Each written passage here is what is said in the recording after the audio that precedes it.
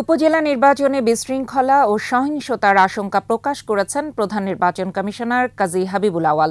বলেছেন, যে কোনো মূল্যে সুষ্ঠু ভোট করতে হবে, অন্যথায় গণতান্ত্রিক ধারাবাহিকতা ক্ষুণ্ণ হতে পারে বলে মন্তব্য করেন সিইসি। মিনালা দিবা রিপোর্ট। ওয়ালটন ফ্রিজ কিনে অনেকের মতো আপনিও হয়ে যেতে পারেন মিলেনিয়াল। সেরা পণ্যের সেরা অফার। উপজেলা নির্বাচন সুষ্ঠু করতে নানা তৎপরতা চালাচ্ছে নির্বাচন কমিশন।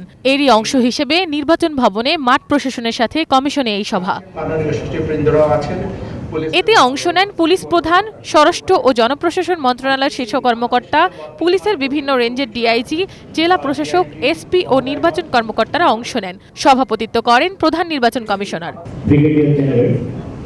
সভায় নির্বিঘ্নে ভোট দেওয়ার পরিবেশ নিশ্চিতের নির্দেশ দেন প্রধান নির্বাচন কমিশনার।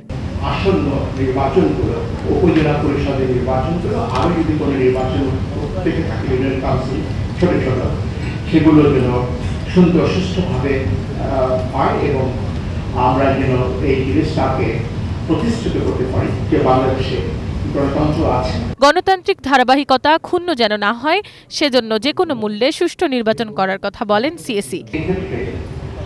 আমরা ব্যর্থ হই, তাহলে আমাদের যে গণতন্ত্রের যে অগ্রযাত্রা, যেটা দৃষ্টান্ত আপনারা প্রতিষ্ঠিত করেছেন বিগত 7ই মার্চের সাধারণ নির্বাচনে, সেটাও ক্ষুণ্ণ হয়ে যেতে পারে। আমাদের নির্বাচনের মধ্যে হয়ে থাকে,